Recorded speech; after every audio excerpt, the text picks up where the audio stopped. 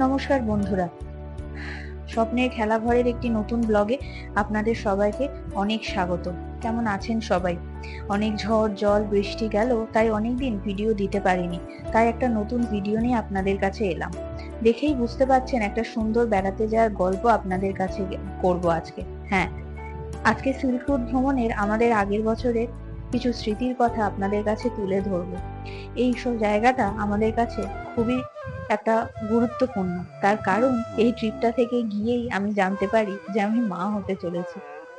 সেই গল্প না হয় আর একদিন করবো। প্রথমে দেখাই কি সুন্দর এই হেয়ার পিন লুকটা সিল্ক রুটের। তো প্রথম দিন আমরা এনজিপি যাই, এনজিপি থেকে আমরা পৌঁছে যাই সিলেরিগাঁও।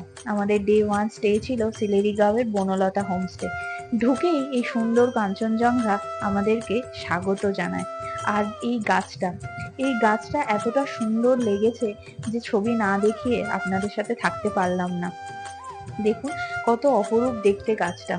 আমরা পৌঁছাই বিকেল বিকেল। তারপরে স্নান সেরে খাওয়া দাওয়া করে আমরা রুমে যে যা চলে যাই রেস্ট নিতে। আর এই গাছটা আমার আর আমার মাসির খুব পছন্দের গাছ ছিল। আর এই যে দেখুন আমাদের হোমস্টে, একদম ডান দিক থেকে যদি দেখি রুমটাতে আমরা ছিলাম, তার পাশেরটাতে আমার শ্বশুর শাশুড়ি মা, আর তার পাশেরটাতে আমার মা বাবা, আর একদম ওই ধারের ঘর দুটোতে ছিল হচ্ছে আমার মেসোমশাই আর আমার বৌদি বাপের বাড়ির লোকজন। আর এই সকালে উঠে হচ্ছে সুন্দর সিলেরি গাঁও। কি সুন্দর দেখুন, আমাদের হোমস্টেটা ছিল একদম গ্রাউন্ড ফ্লোরে। মা বাবার পায়ের সমস্যা তো, তাই একটু নিচের দিকে নিয়েছিলাম যাতে সহজেই তারা হেঁটে দেখতে পারে। এর পরের দিন এখান থেকে রওনা হয়ে ব্রেকফাস্ট করে রওনা দেওয়ার পরে আমরা চলে যাই সিলেরি গাঁও থেকে ঋষিখোলার দিকে। অনেকে ঋষিখোলা শেষে রাখে, কিন্তু সিলেরি গাঁও থেকে ঋষিখোলাটা কাছে এবং যাত্রাপথে সাইট সিন দেখতে দেখতে যাই। জায়গাটা কোথায় বলুন তো? এটা হচ্ছে আমাদের আড়িতাল লেক। কত সুন্দর, আর এত সুন্দর রোদ ঝলমলে ওয়েদার ছিল, এত সুন্দর ভিউ ছিল, আর এত সুন্দর ছবি এসছে যে কি বলবো। এই পাইন বনের জঙ্গল, এখানে আমি আর আমার বোন ছবি তুলেছি, কিন্তু ও ক্যামেরায় আসতে একটু লজ্জা পায়, তাই দেখালাম না। দেখুন কি সুন্দর, এখানে একটা কটেজ ছিল। সেই কটেজের সামনে বসার একটা জায়গা রয়েছে। এখানেও বসার জায়গা রয়েছে। আমরা হাজবেন্ড ওয়াইফ এখানে বসে অনেক ছবি তুলি। আসলে হাঁটতে হাঁটতে খুব ক্লান্ত লাগছিল, তখনও তো জানতাম না আমার শরীরে নতুন একটা প্রাণ বড় হচ্ছে। তো যাই করছিলাম, একটু ক্লান্ত হয়ে যাচ্ছিলাম আর একটু বসার জায়গা খুঁজছিলাম। খুঁজতে খুঁজতে এই জায়গাগুলোতে বসি, আর দেখুন কি সুন্দর এই জায়গাগুলো। এর পরের গন্তব্য ছিল হচ্ছে এই সুন্দর মন্দিরটা। যারা সিল্ক রুট গেছেন তারা জানবেন এই জায়গাটার নাম হচ্ছে গণেশ টেম্পল। আর এই যে আমাদের অধীশ্বর দেবতা, কি সুন্দর মূর্তিটা, মন ঠান্ডা হয়ে যায়। তখনও জানতাম না যে মা হচ্ছি। আমার মা হওয়াতে অনেক কমপ্লিকেশন ছিল, তাই ঈশ্বরের কাছে সবসময় বলতাম আমাকে একটা সন্তান দাও, কিন্তু সেই কথা যে সে রেখেছে জানতাম না। গণেশ টেম্পলের পেছন দিক থেকে এই সুন্দর ভিউটা দেখা যায়। দেখতে দেখতে কখন যে প্রকৃতির মাঝখানে হারিয়ে গেছি খেয়ালই ছিল না। কি সুন্দর লাগছে দেখুন ভিউটা, চোখ জুড়িয়ে যাওয়া ভিউ। এত ভালো লাগছে দেখতে যে কি বলবো। তাই আপনাদের সাথে এই ট্রিপের ছোট ছোট মুহূর্তগুলো শেয়ার না করে পারলাম না। এরপরে আমরা পৌঁছে গেলাম বনলতা হোমস্টে, আর এই হোমস্টেটা ঋষিখোলাতে। আমাদের দ্বিতীয় দিনের গন্তব্য ছিল এটা। আর এটা ব্যালকনি থেকে আমাদের ভিউ। জানেন এই ঋষি নদীর ওপারেরটা হচ্ছে ওয়েস্ট বেঙ্গল, আর এপারে রয়েছে হচ্ছে আমরা সিকিমের ভেতরে। কি অদ্ভুত লাগছে, ঢিল ছেঁড়া দূরত্বেই আমার রাজ্য, আর আমরা এই রাজ্যে। দেখুন ওই নদীর ওপারে ওয়েস্ট বেঙ্গল, আর এপারে আমরা। আর নদীটা কি সুন্দর, এই আমাদের ঋষি নদী। জলের এত স্রোত, এত সুন্দর, ভিডিও থাকলে আপনাদেরকে দেখাতে পারতাম।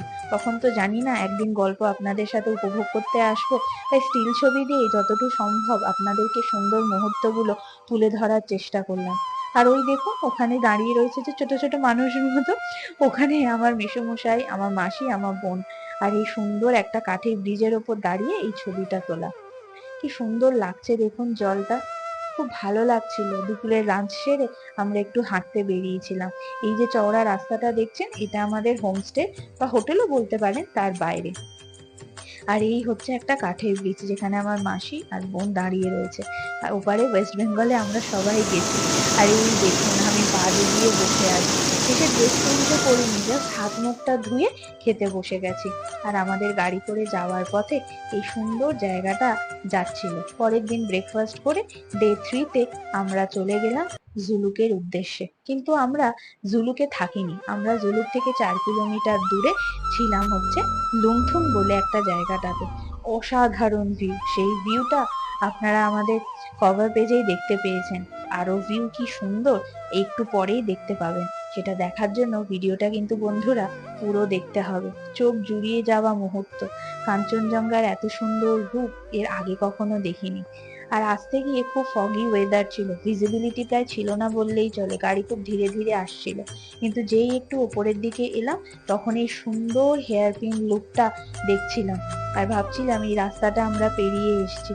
অসাধারণ মুহূর্ত, অসাধারণ কি একটা শান্তি, যে শান্তি মনের সব ক্লান্তি দূর করে দেয়।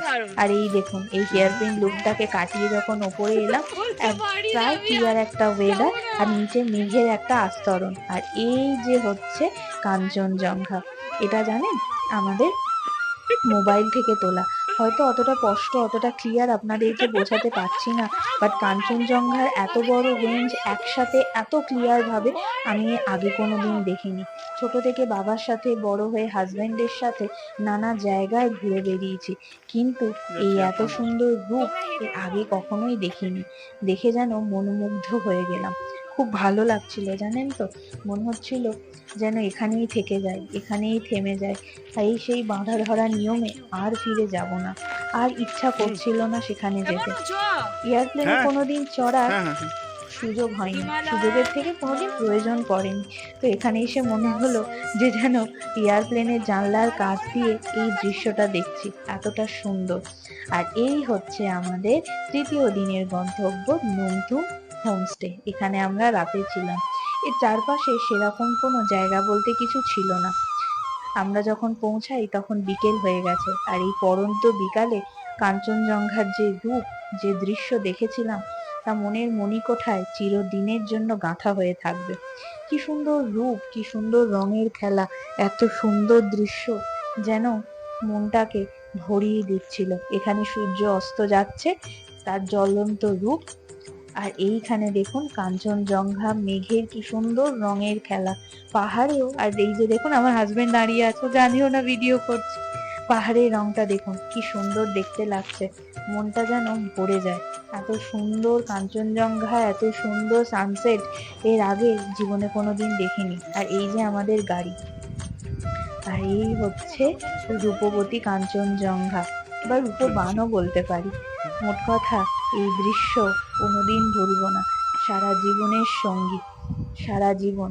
লুংথুংয়ের ঠান্ডা 1-2 ডিগ্রি, অসম্ভব ঠান্ডা। এখানে এক রাত থেকে মনে হয়েছিল এবার বেরিয়ে যাই, আর পারছি না। 3-4টে কম্বল গায়ে দিয়েও ঠিক শান্তি হচ্ছিল না।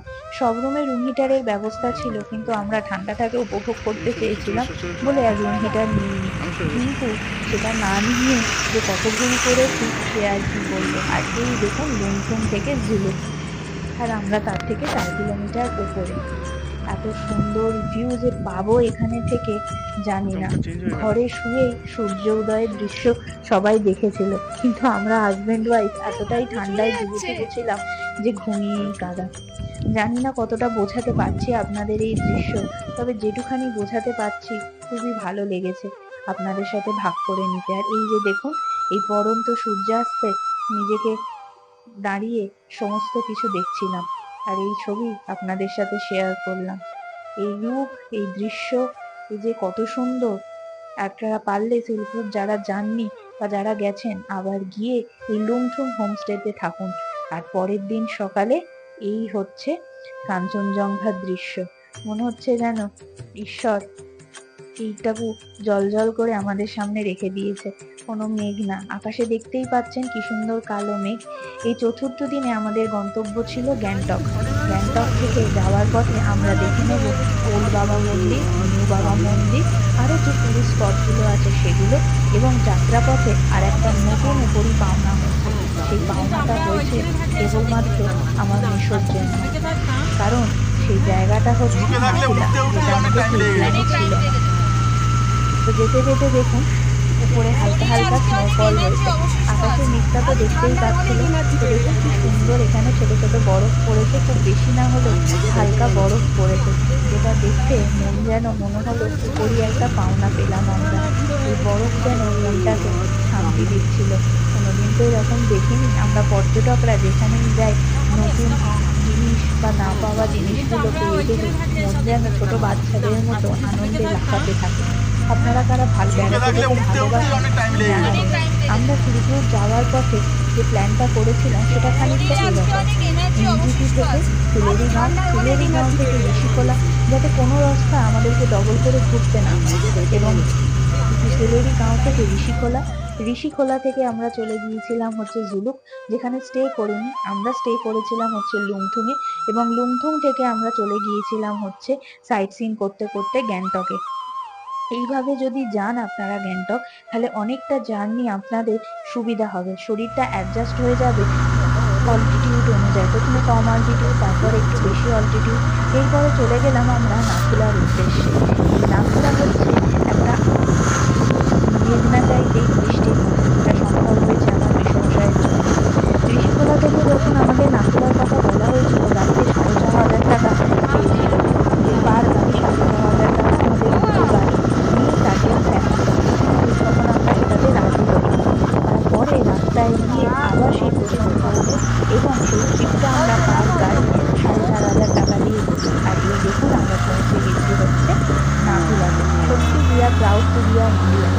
আর ওখানে দেখুন যে রাস্তাটা দেখলে, সেই রাস্তাটা দিকে ছোট ছোট মানুষরা রয়েছে দেখা যাচ্ছে, তারা হলো ওই রাস্তাটা দিয়ে তারা নাথুলায় পৌঁছাবে। নাথুলা হচ্ছে চীন এবং আমাদের পশ্চিমবঙ্গের বর্ডার। এই যে দেখুন যে রাস্তাটা ছোট ছোট মানুষদের দেখা যাচ্ছে, সেই মানুষদের যে যাওয়ার রাস্তাটা, এটা কোনো সিঁড়ি নয়, এটা একটা ঢালাই রাস্তার মধ্যে রয়েছে আমাদের চীন এবং সিকিমের ভেতরে বর্ডারের রাস্তা। এটা খুব সুন্দর, প্রচন্ড ঠান্ডা। আমরা যখন যাই তখন অলরেডি তুষারপাত সেখানে হচ্ছে, রীতিমতো স্নো স্টর্ম হচ্ছে সেখানে, মানে এত তুষার ঝড় হচ্ছে কি বলবো, মানে ঠান্ডায় হাত পা জমে যাচ্ছিল রীতিমতো। মানে এই জায়গাটা মানে খুব লাফাঝাপা করার জায়গা না, খুব শান্তভাবে যাওয়ার জায়গা, কারণ এখানে অক্সিজেনের প্রচন্ড ডেফিসিয়েন্সি রয়েছে। তো খুবই শান্তভাবে এখানে আমরা চলাফেরা করেছি। ইভেন রীতিমতো আমার আমার ব্লিডিং ট্রাবল একটু হচ্ছিল, এবং আমার শাশুড়ি মায়েরও ব্লিডিং ট্রাবল হচ্ছিল, এবং সাথে অবশ্যই যারা নাথুলা যাবেন কর্পূর রাখবেন। আমাদের যেহেতু অন দ্য স্পট এটা ডিসাইড হয়েছে যে আমরা নাথুলা যাবো, সেই জন্য আমাদের যা কর্পূর যা অ্যারেঞ্জমেন্ট থাকার কথা সেটা আমাদের ছিল না, এবং তার জন্য আমরা সত্যিই খুব সমস্যায় পড়েছি। কিন্তু ওখানে অনেক টুরিস্ট আছে যারা হেল্প করাতে আমরা কর্পূরটা পাই, এবং সেটা দিয়ে আমাদের অনেক রিলিফ হয়। আর এই যে দেখুন আমরা নাথুলা পৌঁছে গেছি। এইখান থেকে খুব সুন্দর দৃশ্যটা দেখুন। আমরা যখন নাথুলা থেকে নামি তখন ঝড় থেমে গিয়ে এই যে দেখুন ঝলমলে রোদ উঠেছে, আর এই রোদটা ওঠাতে সবার শরীর একটু শান্তি পেয়েছে। আর এই যে সাইডে বাঁদিকে এই কর্নারে যে পাহাড়টা দেখছেন সেটা চীন। আমরা গাড়ি থেকে নেমে শাশুড়ি বৌমা এই নাথুলার উদ্দেশ্যে যাই। এতটাই বরফ পড়ছিল যে কোনো মতেই নিজেকে আর রক্ষা করা যাচ্ছিল না।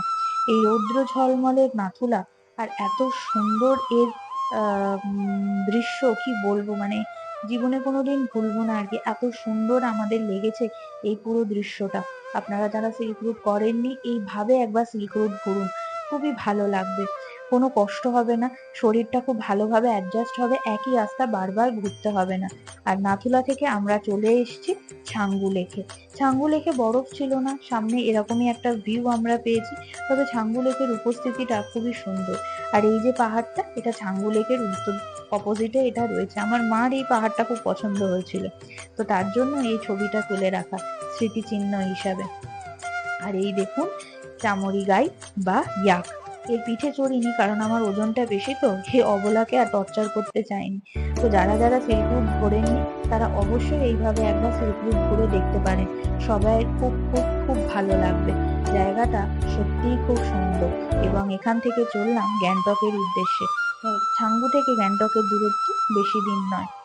তো এখানে যাওয়ার পথে একটা মজার ঘটনা ঘটে, সেই ঘটনা অন্য আরেকদিন আর একটা ভিডিওতে বলবো। তো এই দেখুন সন্ধ্যেবেলা আমরা পৌঁছে গেছি হচ্ছে গ্যাংটকে। গ্যাংটকে সন্ধ্যেবেলা মেলে সৌন্দর্য অপরূপ।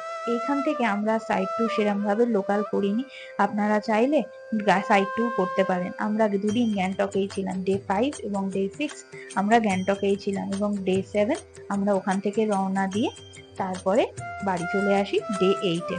তো এই গেল হচ্ছে আমাদের সিল্ক রুট ভ্রমণের ছোট্ট একটা ভিডিও। যার যার ভালো লাগছে লাইক করবেন, কমেন্ট করবেন, শেয়ার করবেন, চ্যানেলটিকে অবশ্যই সাবস্ক্রাইব করবেন, আমাদের পাশে থাকবেন। আর আপনারা আমাদেরকে ফেসবুকেও ফলো করতে পারেন, তার লিংক আমি ডেসক্রিপশন বক্সে দিয়ে দেব। তো সবাই খুব খুব ভালো থাকবেন। আজকের মতো চলি, আপনারা সবাই ভালো থাকুন, আমাদের ভিডিও দেখুন, আমাদের পাশে থাকুন। আপনাদের পাশে থাকা আমাদের একান্ত কাম্য। পরে দেখা হচ্ছে আবার নতুন কোনো ভিডিও নিয়ে। তো ততক্ষণ আজকের জন্য টাটা, সবাই খুব ভালো থাকবেন।